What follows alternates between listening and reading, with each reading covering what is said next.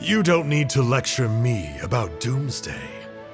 Here's what I know, based on countless historical texts. All civilizations will be reduced to rubble by the passage of time. From ancient kingdoms to heavenly thrones to worlds beyond, there are no exceptions. But from the ruins of every civilization, the dust will rise and never settle, thus transcending the confines of time. That dust is what we call a civilization's spirit. And you, great Kahul Ahau, are one such speck of dust from a bygone age. I've paid dearly for the chance to observe you up close. Now, let me take a good look at you. We'll see whether any memories of that age still remain inside you.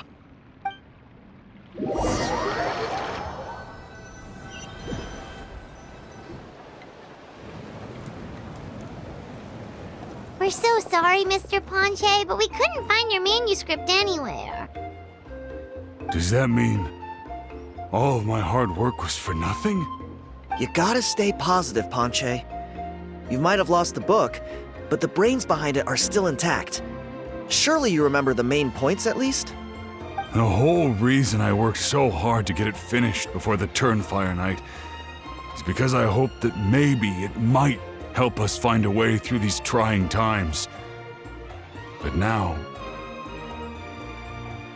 well, not exactly. But I thought my research might at least be a starting point. Oh, really? So what did you find out in your research? I think the key to all of this lies in the power of Malipo. Ponche, you know as well as anyone that ancient names don't hold any real power. Symbolic power doesn't count. You're right, but Malipo may be a special case. Given that it first arose in the era of the first Pyro Archon, it might contain remnants of Shibalanke's power. Yeah, I remember that story. My grandpa told it to me when I was a little kid. Maybe you're the special case. Most kids stop believing in that stuff by your age. I'm not talking about childhood superstitions here. There is evidence. Like what? Like the fact that the Mountain King is still alive. Everyone attributes that to the power of the Abyss. But there's more to it than that. The key factor is that Burkina summoned the power of Malipo at the cost of his own life. If you don't believe me, then answer me this. How many other creatures can you think of who lived longer, not shorter, after being contaminated by the Abyss?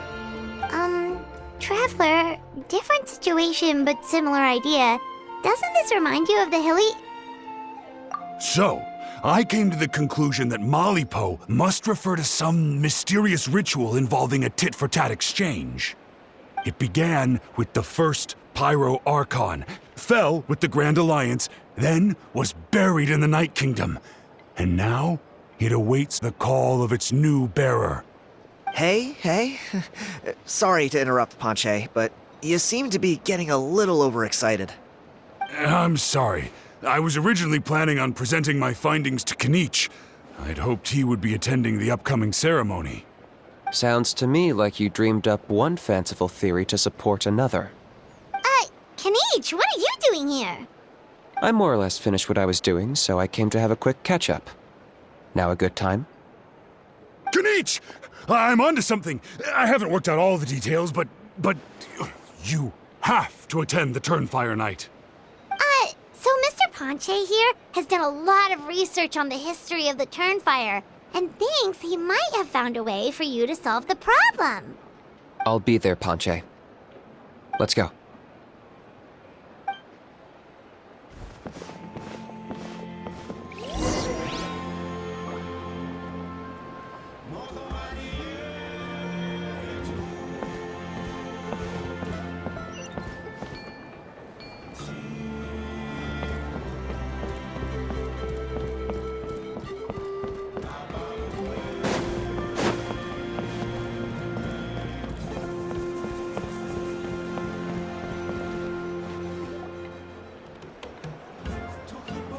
Here will do. Yeah. I'd like your help giving it a trial run tomorrow. If that works, we have our plan come Turnfire night. Sounds like you're not considering Ponche's idea. You heard him. He hasn't worked out the details yet. We need a more practical solution with concrete steps to follow. Yet? Are you saying you think he might actually be onto something? I think it's possible, based on something I know about the war 500 years ago. Burkina didn't fall to the abyss. He was killed by the Mountain King in an episode of madness. In his final moments, Burkina made the fateful decision to not fight back, and instead pass his blood and power on to the Mountain King. Maybe he thought the Mountain King was stronger than him and more valuable to the tribe. Or maybe it was just out of loyalty to his friend. Either way, I can believe the Turnfire was involved. Whether you think his sacrifice triggered it, or his fate was sealed from the moment he took the Malipo name, it makes sense to me. How can you drop these truth bombs with such a straight face? This is what I've gleaned from my many interactions with the Mountain King. His mind is so disordered. It took some time to piece it all together. The story Elder Trinidad told you was the more palatable version of events. The truth is even darker. The Mountain King's mind isn't just disordered. He is suffering and feels great shame. I believe he wants to be put out of his misery. What? Then what should we do? Should we grant him his wish? Of course not. We should help him move to a new home. It's the only practical solution. The Mountain King is a hero to my tribe. An object of worship, even. Ending his life would be like desecrating a statue. Still, he's been the cause of multiple disasters, and we can't afford to have any more. Ugh. Practical solutions hurt Paimon's brain. Can we follow our hearts next time? Then let's break for the day. I've already found a suitable venue for tomorrow.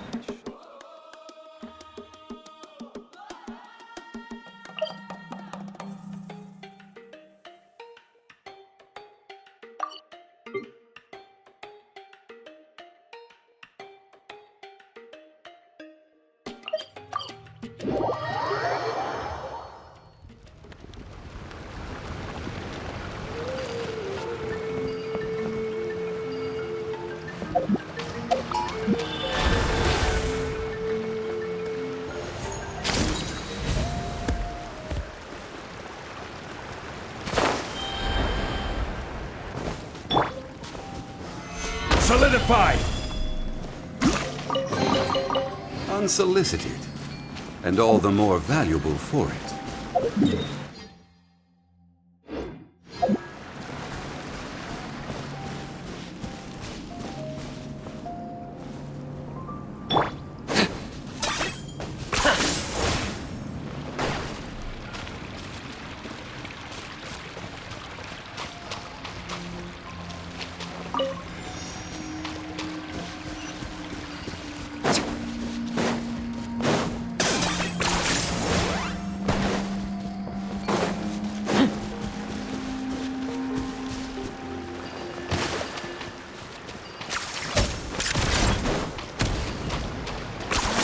You really are a one-trick pony, you know.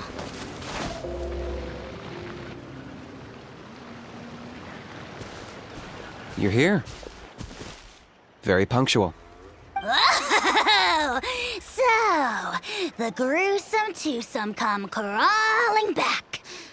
Here to make amends after the gross irreverence you displayed last time? Very well. The almighty Dragon Lord Kahula shall grant you the audience that you seek. Now pucker up and kiss our feet. Kinich, didn't you say you found him a teacher? He's just as out of control as ever! Hey! No one gets to discipline the almighty Dragon Lord Kahula. No one!